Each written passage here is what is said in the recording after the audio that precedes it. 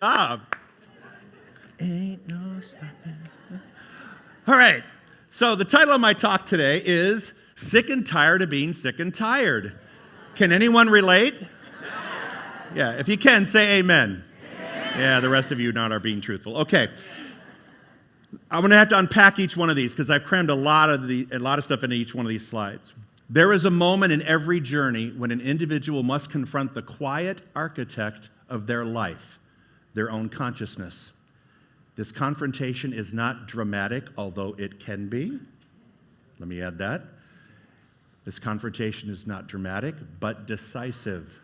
It happens the moment one stops deferring and starts directing. It happens the moment one decides. Ooh. That's where we're going today, okay? So let's unpack this. There comes a moment when when you're on your life's journey that you say, oh my God, I've had enough of this. You've reached the point. Anybody, you know what I'm talking about? The end of your rope, the hands around their neck, whatever it is, you're just at that point. And it's at that split second in time that the architect of your mind decides to design what the next plan is.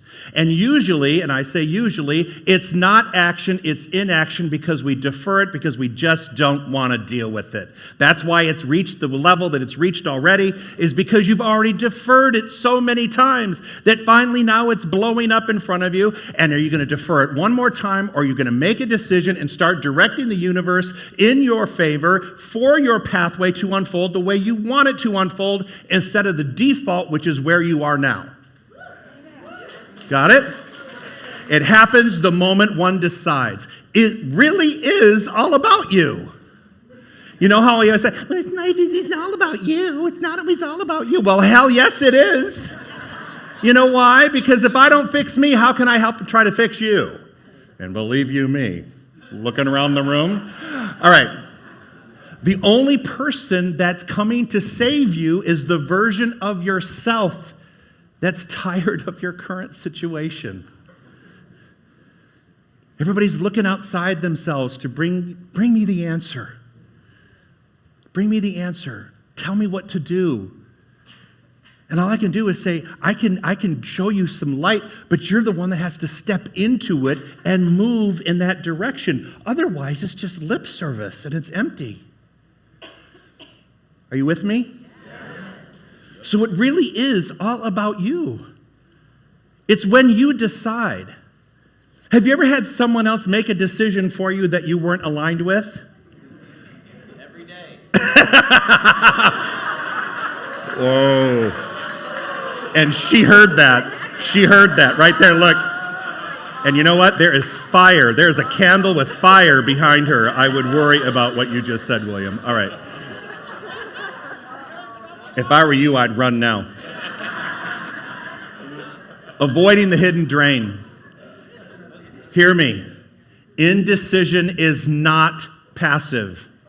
It's active resistance dressed as hesitation.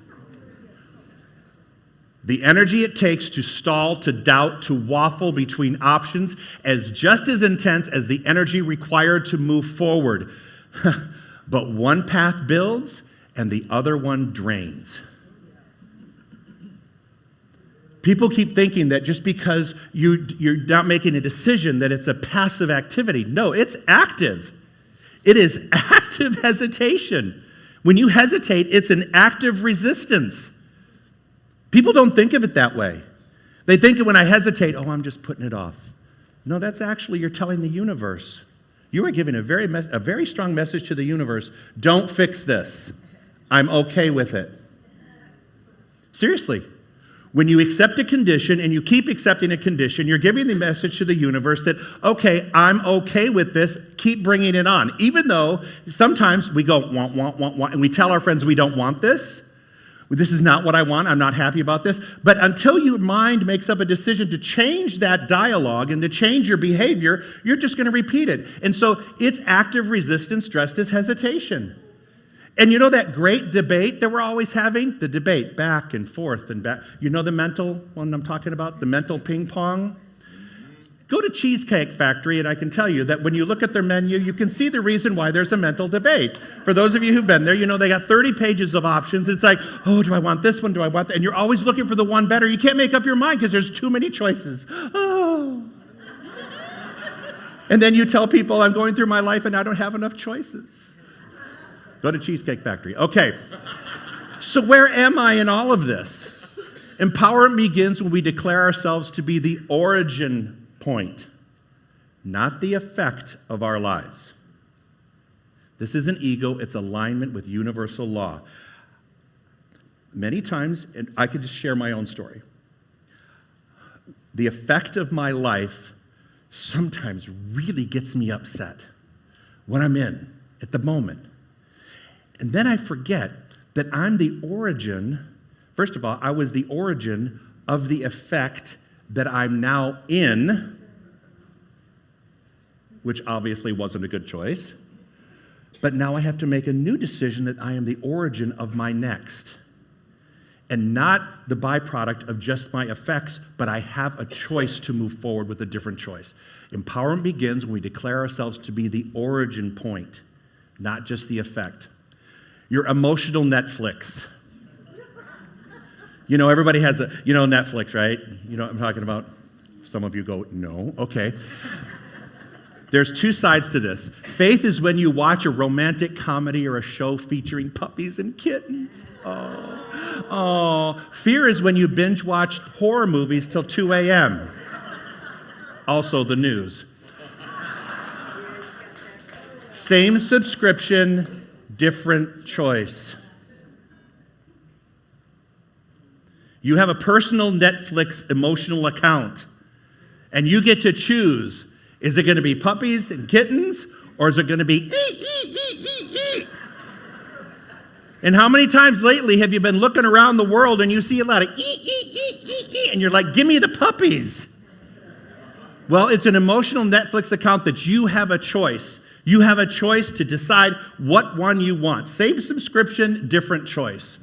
So where am I in all of this? Empowerment begins, I already said that. When do I start? We are not waiting for permission. We are not waiting for signs. We are not waiting for rescue. Instead, we become aware that our thoughts, our decisions, and our focus are already shaping everything.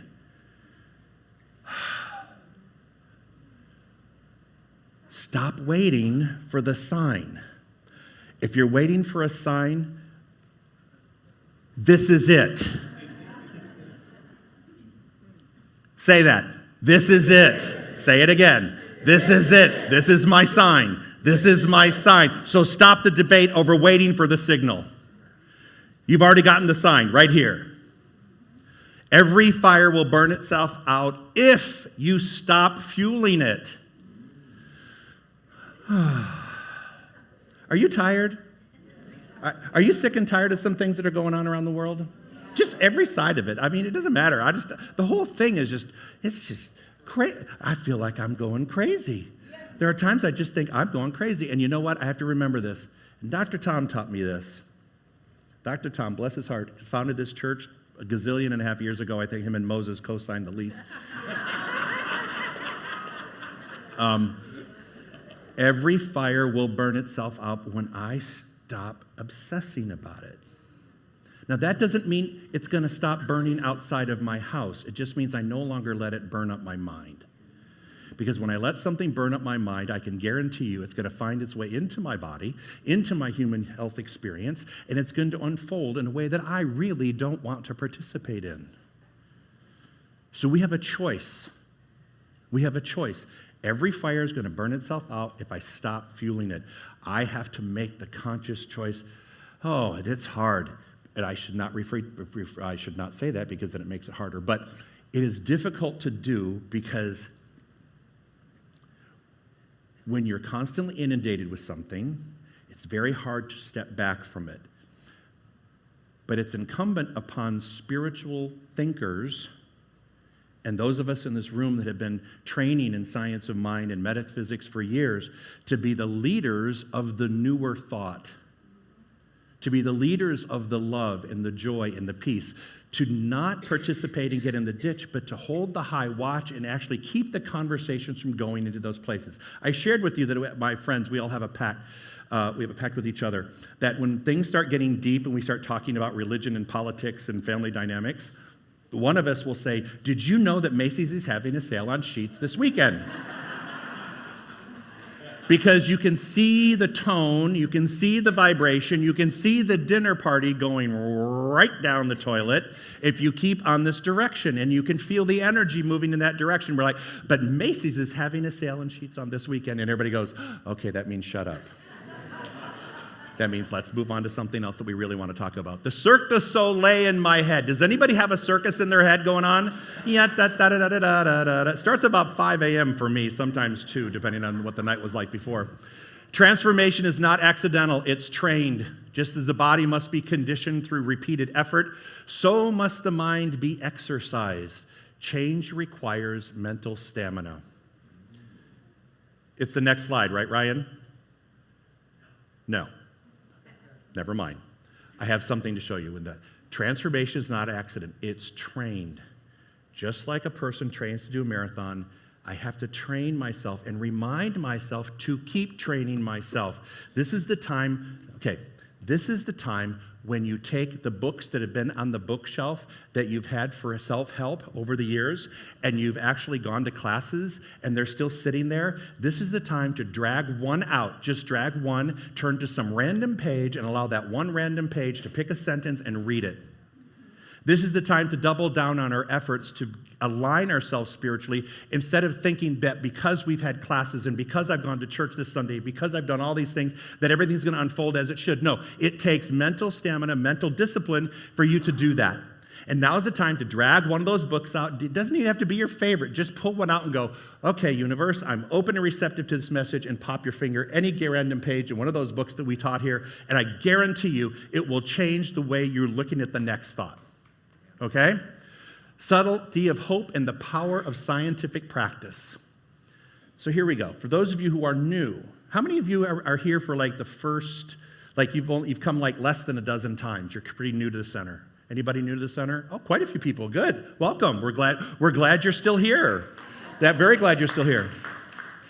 There is a discipline to spiritual demonstration that transcends superstition and vague wishing. It is precise. It is structured. There is no guessing or begging. Instead, there is a focused mental process where the individual sees the outcome clearly, aligns with it emotionally, and then releases it into the universal intelligence to bring it forth. You know what that's talking about if you've been a student of metaphysics? That is what affirmative prayer is. That's what happens in the prayers thing over in the Costa Hall when after this, a practitioner will meet with you and go through this process and actually help you align with the things that you want. But it's a very specific discipline. That's what that is. So what does it look like? Demonstration is not magic. It is the visible result of invisible alignment. It is when you've trained your mind to know, It is when what you've trained your mind to know becomes something you can see, touch, and live. This is not luck or coincidence. It is cause and effect at the level of consciousness. Are you with me? I feel like I'm losing you. Everybody take a deep breath in.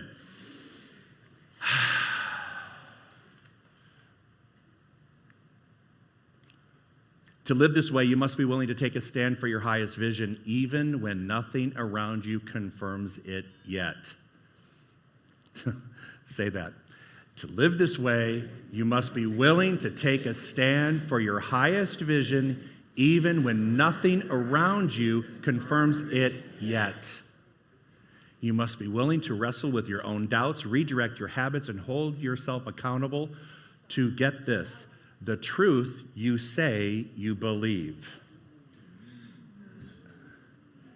There's a difference between the truth that you talk about and the truth you believe if your actions are not coinciding with that belief system.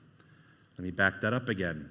If there's a conflict between what you say and what you do, you're not being consistent with the universal energy and the requests that you're putting into the universe. So therefore, when you're experiencing things that you don't want to experience, it's because you've already programmed it to be that way. Does that make sense? Now I have it. So in order to make changes, sometimes you have to make quick changes. Does anybody ever watch those reels on those reels with quick change during a musical? You know what I mean, when they're changing costumes really fast? Well, so I have something for you that I want to share that can demonstrate how fast you can change everything, at least on the outside and hopefully on the inside. Hit the first one. I have no idea which one this is. Okay, here we go. This is a costume change that I had to go through. 52 seconds. Ready? I come out. I'm ripping my clothes off. Pardon the brassiere, ladies. Now watch, and you're not going to see anything that was next to not rated right. Look, 52 seconds.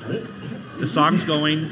I have 55 seconds to get off stage and get back on. So this takes 52 seconds right here. So I've got 3 seconds of leeway. So look, shoes on, get my hair. All right, take the curls off. Another set of shoes. Lock that wig in. Put the cape on. Hear the little woman singing in the background, my Abby. So quick change, ready? And then you go, okay, now I have to get some water, ready? And then watch at the very end I go like this, I'm like, watch. Okay.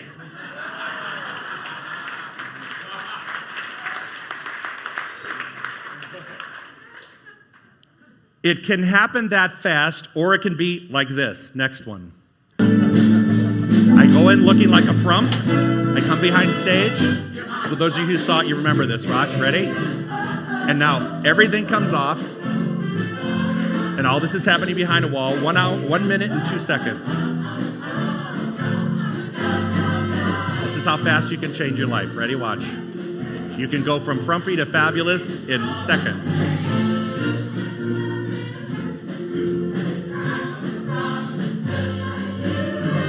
Big hair, big pumps, squeeze into those things, squeeze into them. Oh, my feet hurt. Who cares? Fashion is important. It's all about looking right. She's still strapping that wig on till the moment I walk out.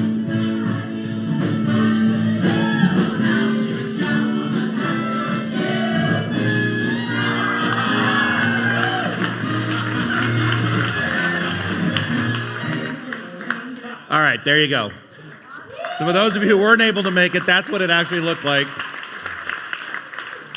But getting back to my talk now, because how this fits into my talk is you have to decide to make a change. It can take 30 seconds, it can take a year, it can take however long you want it to be. But the second you decide to get the music playing and set yourself a deadline, you'll get out that door. You will get out that door. You will make it happen. There were many times when I sat there going, there is no way I'm going to get all these clothes off and then all that stuff back on again and make it out in 52 seconds. But you know what? Where there's a will, there's a way. And when you want it to happen, it will. Because you're finally sending the universe a message that you are ready to make this change. You're ready to come out. I'm coming out. You're ready to come out and make a difference. You tell me, the process demands clarity. What do you want?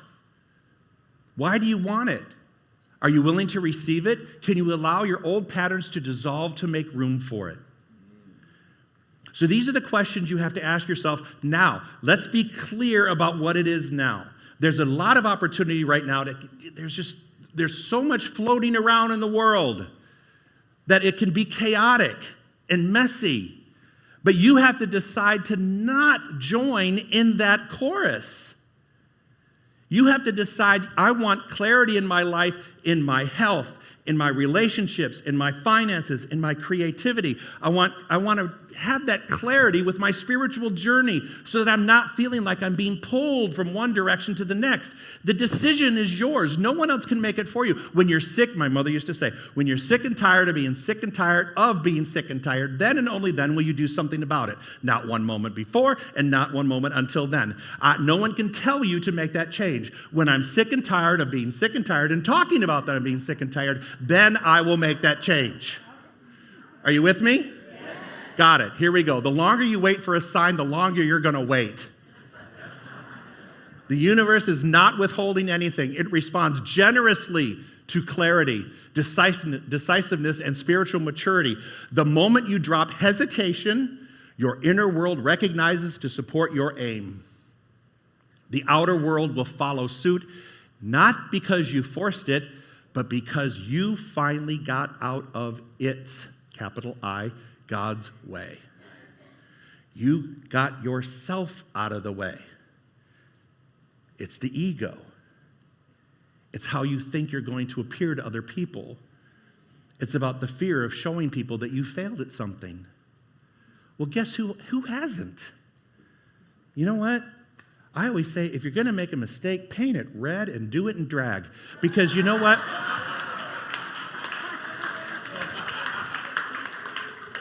Because they're going to find out anyway. So might as well just paint it up, go on out and say, this is me, all the flaws and everything, right? And if you don't have any flaws, then you just need to fly on out of here.